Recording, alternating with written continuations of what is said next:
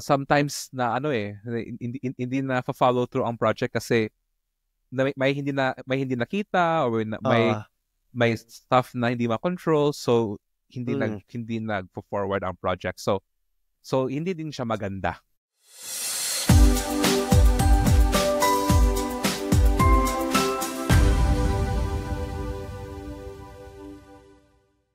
Welcome po sa another episode ng Pinoy Husbands Podcast. Ako po si Norbert. Ako naman po si Paul. And for today's episode, we are going to talk about the simple but powerful word na yes. Pero ang twist dito, we'll be comparing yung Filipino culture ng yes natin, no? Sa German culture Na no. yes. Na yes. Yes. Oh. Or no. Kasi malaki yung pagkakaiba ng yes natin sa yes ng German eh. So let's dive into that. Yeah. Yes. Yes talaga. Yes agad. Okay, kasi sa Filipino culture po, saying yes, ang ibig sabihin kasi sometimes yung bang para lang para hindi mangulit yung anak mo. Yung ganun. Kasi lumaki ako ng ganun eh, yung bang lagi kong sinasabi sa nanay ko, pwede mong bilhin mo to, pwede mong bilhin mo to. Pag sinabi ng hindi, pag sinabi mong hindi ka papayag. So, sasabihin na mo, sige, di tapos. Di naman niya bibilin agad yun. Madaling kausap, di ba? Para sa pagkakaintindihan, saka sa agreement. Pero sa Germany kasi, pag sinabi niya na talagang yes, talagang committed sila, tsaka direct. Pero pagka sinabi mong no, talagang wala ka na magagawa dun. No? Totoo. So bakit nga ba yun, Norbert? Sa Filipino culture, pag sinabi nating yes, ganun yung natin, yung perception. Magaling, no? Hindi naman ako talaga expert on Filipino psychology. Pero feeling ko sa akin namang experience, ang Pinoy kasi, mahilig tayo sa maintaining peace. Yeah. So parang feeling ko pag nag-yes ka agad, parang hindi na siya masyadong madi-discuss, wala nang conflict, wala nang parang may peace ba. And then para din feeling ko din may aspect din doon na parang as a sign of respect, no? Ang problema nga lang, hindi necessarily na yung yes natin, totoo talagang yes deep inside. Yun ang problema.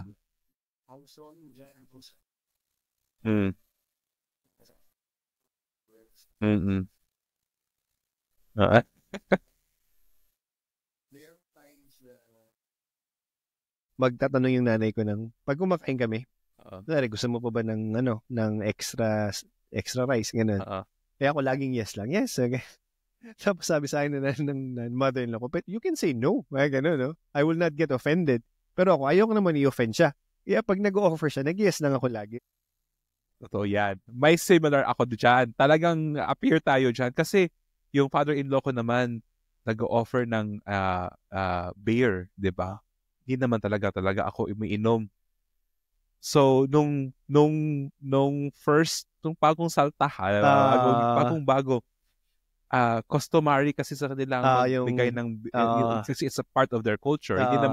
Hindi lasinggero, hindi lasinggero na levels, pero nag-o-offer ng beer. Talagang hirap. You know? Pero yes. Yes. Opo, yes. Pero wala na. Buong gabi, hindi ko maupos kahit half of it. Kasi hindi naman talaga ako umiinom. So parang I think nahalata siguro nila. So parang the next time na sasabi na, pwede ka talagang mag-no. Yeah. Pero in-offer pa rin sila. Yung offer pa rin. Pwede namang hindi mag-offer. Oo. So parang in a very simple way, parang namamagnify na yan sa atin yung parang ating kultura na yes, ayaw ng yes. Yan. Totoo yan. Actually nga, in line with that, no, yung point din ng agreement, laging nag-a-agree. So pag meron kaming topics na nag-uusap kami ng asawa ko, ng mother-in-law ko, may mga pananaw sila na hindi ko masyadong agree. Oo. Minsan, hindi na lang ako nakikipag-debate. Kasi pag nag-debate ka pa, ang tagal eh. Tsaka yung pag-uusapan nyo pa, pipilitin ka pa, parang parang pag sinabi ko, oh yes, you're right. Tapos agad yun. Tapos, oh, you know what? You're right. Ang problema kasi doon sa yes ayo ng yes, parang first of all, hindi siya talagang sincere, no? So, labag sa ating kalooban na nag-yes. Sa trabaho nga, di ba? I think sa trabaho mismo, mas sanay tayo sa kaya, yes, kaya. Talagang kakayanin, di ba? Hindi mahirap. Ako, nahihirapan ako mag-say no. Especially sa trabaho. Kasi pag may request, may ganitong kailangan natin ng ganitong whatever, video, whatever. Kahit na parang feeling ko mahirap, nag-yes ako. And salamat sa Diyos na fulfill ko naman, pero wala na, stress na talaga. Yung parang capacity levels ko parang hindi na, you know. And I think isa yun sa mga dangers of always saying yes. Yeah, totoo yan. And ang question ko dyan is yung bang, pag nag-no, I think ang mga Pinoy kasi, para meron tayong hindi obvious na perception, no? Pagka nag-no ka, parang either KJ ka, pagka nag-no ka, or parang, lakad tayo, sama ka. Lakad ako. Parang ikaw yung, hindi ka kasama sa grupo, hindi ka... Oo nga. Totoo. Diba? Totoo yan. So siguro yun yung, kasi sa Pinoy, parang gusto mo laging kasama ka, lagi kang, part ng team. So ikaw naman, napapayes ka. So yung mga tao na hindi nag-yes, sila yung parang weird, di ba? Oo, sila yung parang, so pag hindi ka nag-yes, hindi ka na-ibig next time. Di ba? Hindi ka nasama sa biyahe ng barkada next. So kasi nag-no ka. Nag-no ka, So yun yung parang nakikita ko na fear ng mga Pinoy na, pag nag-no ako ngayon, baka hindi na ako invite. Di ba? Yeah. Kailan mo ba na overcome yan? If na-overcome mo na ba yung yung aspect ng culture natin dyan sa pagiging yes man? Actually, na-overcome ko siya nung nag-start na talaga mag-work dito. Kasi sabi sa akin ni Steph na kapag ikaw laging nag-yes, excuse me lang, kakainin ka ng buhay. They will eat you alive. Yun ang sabi sa akin, ng mga tao dito, kakainin ka ng buhay. Kailangan pumalag ka. Pag hindi ka pumalag, pag nag-yes ka, talagang kakaanin ko nun. Wala silang patawad. Ayun, so, sabi sa akin na asawa ko, pag nandito sa Germany, meron ka naman kasing karapatan pumalag. Tapos, hindi ka naman madaling tanggalin pag nagreklamo ka sa boss mo. Kasi pag hindi ka nagreklamo, kakainin ka ng buhay. Literally, sabi sa akin na asawa ko, they will eat you alive. Kapag yes ka ng yes? Yes. Oo, kasi pag sinabi sa'yo ng boss mo, do this tomorrow, yes, okay. Expect nila na yun yung gagawin mo. Hindi nila iniisip kung paano mo gagawin yun, ano yung mga sacrifices, hindi nila naisip yun eh. Pag nagsabi ka sa kanil ng yes, yun yun. Pero pwede ka rin magsabi ng no. Tapos pag nag-no ka naman, hindi ka naman parang, tanggal to. Hindi nito ginawa. Kasi sa Pilipinas, may fear din na gano'n eh, di ba? Kasi yung culture natin sa company, parang hire and fire pwede sa Pilipinas. Dito kasi, ang benefit nun, hindi ka madaling tanggalin. Mahirap yung process ng to terminate ka. Kailangan merong verbal, 2 written. Tapos kailangan i-prove nila na merong talaga silang record na hindi mo ginawa. Wow. So yung mga employees, pwede silang mag-no. Yes. Feeling ko din, yung no kasi, talagang masyado natin na i-equate sa rejection. Na on a deeper level, di ba?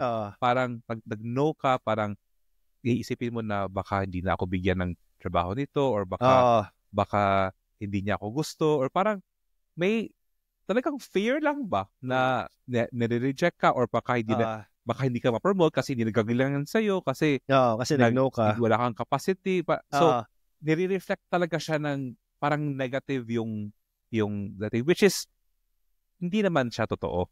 No? Sa akin naman na-overcome ko na yung I mean, in certain aspects, honestly, may yes mentality pa din ako. Kasi may leader ako dati na sabi niya, well, we have to say yes with an open hand, but also be ready to say no to certain things. So ibig sabihin nun, parang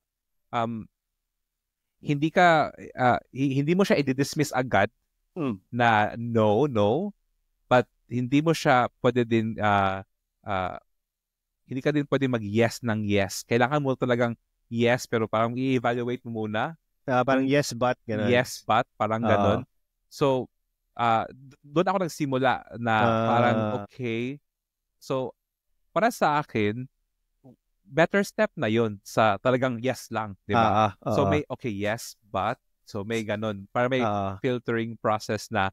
Pero, I think, pagdating ko mas naging comfortable ako with saying no na when na-realize ko na hindi ako pwede maka-perform in an excellent way pag parati lang akong yes. So, hindi siya fair sa asawa ko or sa boss o sa kliyente, sa whatever. Yes. Kapag hindi ka nakapag-deliver ng maganda kasi parang yung capacity mo sinagad mo.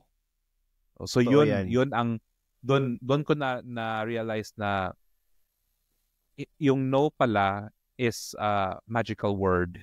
You know, it protects our mental health. It protects your capacity. It also protects sort of your work. So, yun ang parang mind shift ko sa in the recent years. And siguro yung kabaliktaran lang no, on the opposite side, how would you say na yung mga Germans na parang ang bilis mag-no, ang bilis mag-yes, parang ano yung disadvantage? Oo nga, na-notice ko din yun, no? Diba? Na pasyado silang no, yes. Parang, teka muna, like, wait lang. Like, pag-isipan mo muna. So, I think, just like in any other thing, pag ni-rush mo ang things, di ba? May consequence talaga yun. I mean, everything that is beautiful takes time. Yeah. Then, hindi mo naman talaga na-rush ang mga bagay na maganda. I mean, no masterpiece is created overnight just like that, di ba? Parang, totoo naman, di ba? Ganda na yung masterpiece na created. Talagang masigit lang, no? Oo. Pero, totoo naman, di ba? Kahit nature itself, di ba? You can never see nature rushing things. So, feeling ko, pag in any situation, pag ni-rush mo, pag pinilit mo, talagang hindi mo pinag-isipan, hindi mo binigyan ng oras, may consequence talaga yun. So, yung may na-experience din ako na may German na clients na naka-work with me na masyadong like very rush, very always looking forward like in the speed of like mabilis. Sometimes na hindi na follow through ang project kasi may hindi nakita or may stuff na hindi ma-control, so hindi nag-forward ang project. So hindi din siya maganda. I think there's always a good balance between the two na siguro yung one key takeaway ko dun is parang don't always say yes or no. Parang give really time to think about it. Yes. And consider your options, yung sacrifices, no, when you say yes. But when you said the commitment na mag-yes ka o mag-no, parang you have to own it, no? And to honor it as well, yeah, diba? Exactly. Na panindigan mo din. Pag nag-yes ka, talagang yes. And pag nag-no, no din. And okay lang mag-no. I think yun yung parang dapat natin maintindihan ba na pag nag-no ka, hindi yun ibig sabihin na masama kang tao. Okay lang mag-no. I think sa mag-asawa, yung wife ko nga, very recent lang namin na na encounter. So, similar din. In-offer na pagkain. Hindi ako, parang kasi pag pagkain, feeling ko hindi na siya masyadong, hindi ko na pinag-iisipan yan na pagkain lang naman yan. Parang ganun ba? Pero sabi niya, gusto mo bang ito? Gusto mo, hindi ko na maubos to. Gusto mo? Gusto mo? Bigay ko sa'yo? Yes. Yes lang ako ng yes. Hindi naman talaga ako kumakain ng ganun. Talaga, at hindi naman talaga ako masyadong gutom na. So, okay lang. Pero, kung kinain ko, di ba? Ang ending, hindi ko naman inubos kasi hindi ako nasarapan. Hindi ko gusto. So, sabi niya, bakit ka nag-yes? Hindi mo naman gusto. Akala ko gusto ko. So yun, napapaham tayo sa meron siyang mga yung yes or no, meron siyang mga situations na maliit lang, no? Small situations. Meron siyang mga big situations na Pero alam mo bro, ang nakita ko kailan magaling mag-no ang Pinoy. Kailan? Pag nababasted. Oh! Di ba? Kapag may naniningil ng utang, ayun, magaling mag-no. Yung dalawang yun, talagang no agad ang no? Pagka nanligaw. Pag nanligaw ka, ang galing na totoo, di ba? No, di ba? Oo. Talagang sasabihin nila sa'yo na, ay, hindi talaga eh. Di ba? Diretso. Clear yun, ha? Wala yung parang, walang ewan, di ba? Walang middle ground. Yes. Pag no, tapos na. Yeah? Yun ang nakita kong magaling ang mga Pinoy. Magaling, dapat natin i-translate yung i-carry on natin yung culture ng panliligaw ng no sa ibang bagay. Tsaka yung utang, no? Pag nangungutang, ang galing. Pero meron pa rin mga Pinoy na pagka inutangan mo, minsan hindi sila makahindi. Yung totoo din yan. Yung bang lalo na yung mga talagang mababait, no? Naabuso po. Naabuso ang mga Pinoy kapag laging yes ng yes. So, sabi mo nga, di ba, na you'll be eaten alive. Talagang totoo yan na pag hindi ka marunong mag-no, ay kakainin kang buhay. Totoo yan. So, pagka in terms of that, no, so yung misunderstandings, kasi sa atin, pag nag-yes tayo, hindi naman talaga yes, pero sa Germans, yes talaga yun. Ano yung nagiging conflict nyo ngayon dyan? Mag-asawa? I think feeling ko nagkakaroon ng tension sa communication kapag hindi ito defined and hindi ito clear. Yeah. Kasi ang expectations hindi na-meet then pag hindi na-meet ang expectations, then the frustration is higher. And eventually, you end up really just being frustrated.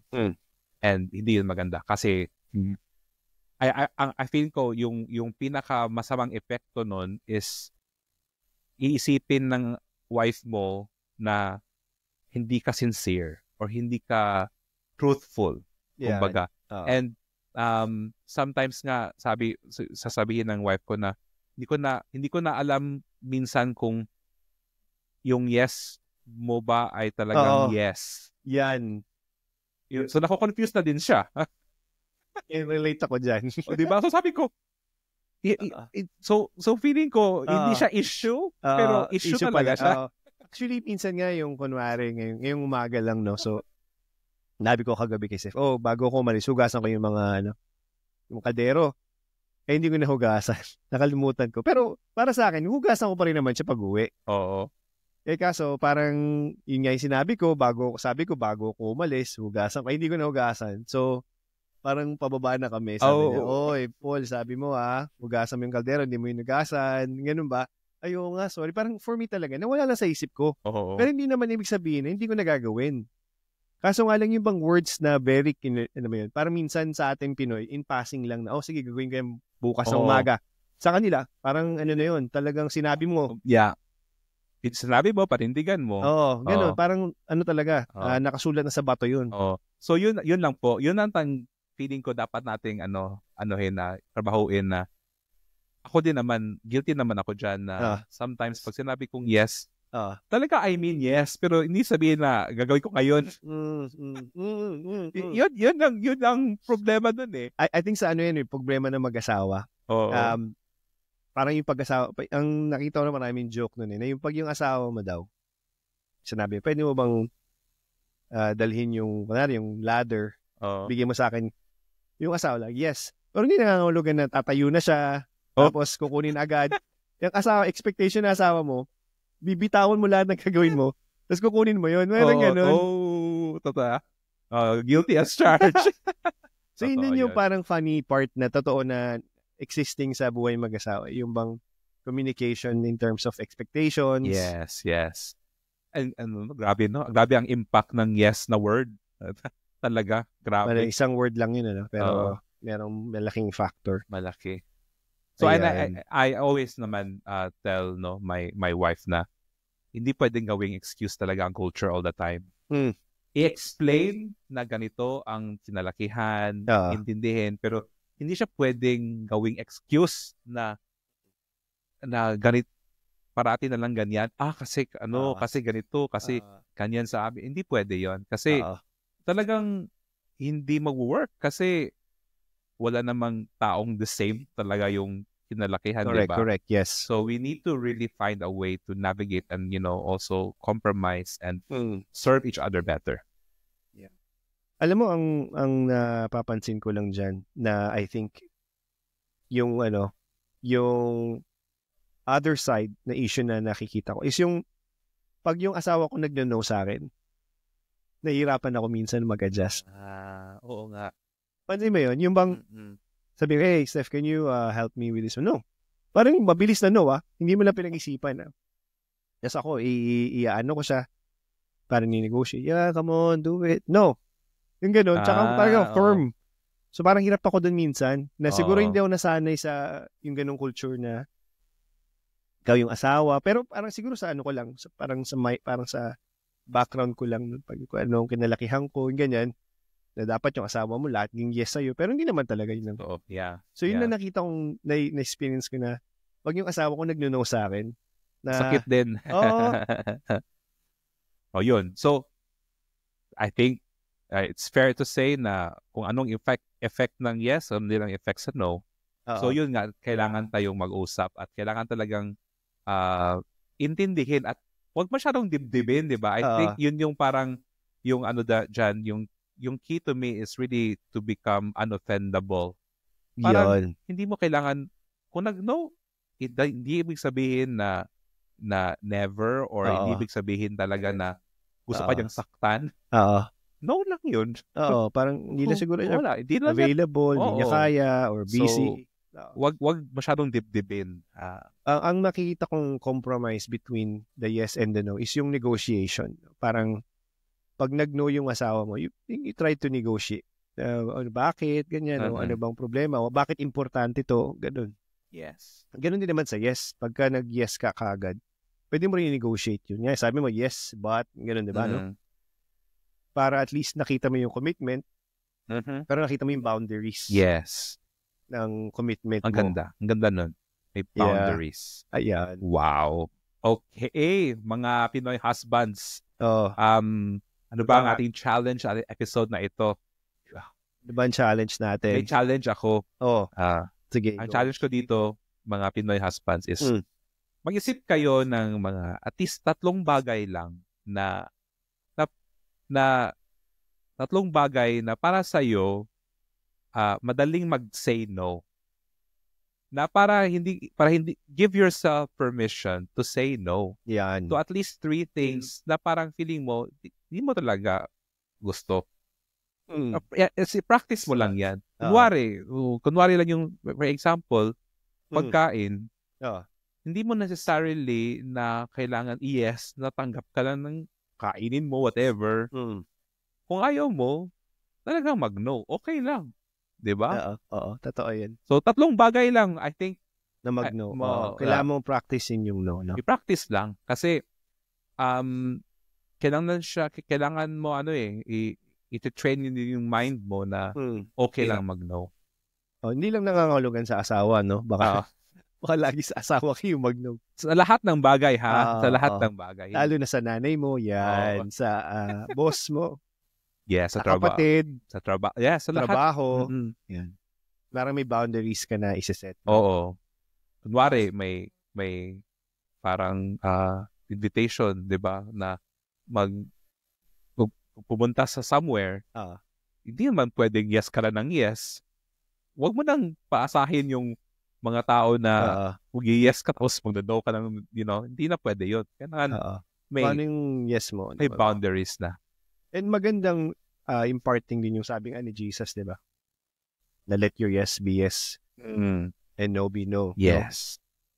So, parang kung ano yung sabi mo, panindigan mo. Yes. Tapos ang follow-up pa nga nun, parang do not swear an oath in heaven and in earth because that's heaven's throne and that's God's footstool. Yeah. Parang sinasabi ni Jesus na basta just keep your word. You don't make it an issue kung ano yung parang kailangan mo pong palakihin yung issue na mag-yes ka o hindi. Basta parang Be man of your word, no? Yeah, man of your word. And then Jesus didn't have a problem with yes or no. Like, hindi naging issue sa kanya yun, di ba? Nag-yes siya at nag-no din siya. But hindi niya in-overthink. I don't think he overthinked it, yeah. So, yeah. Yun po ang ating challenge sa inyo, mga Pinoy husbands. Ayan. Tandaan po ninyo, ang aming episodes lamang po ay hindi para gawin kayong perfect na husband. Ito lamang po ay para maging better Pinoy husband. Yes. And if may mga tanong po kayo or may mga ideas or mga comments or any situations na gusto nyo po namin i-tackle sa aming episodes, yan. Pwede nyo po kaming isulatan or mag-comment or DM wherever. Please be in touch. We'll be happy to connect with you. Alright. Till next episode. Hanggang sa susunod na episode. Bye-bye.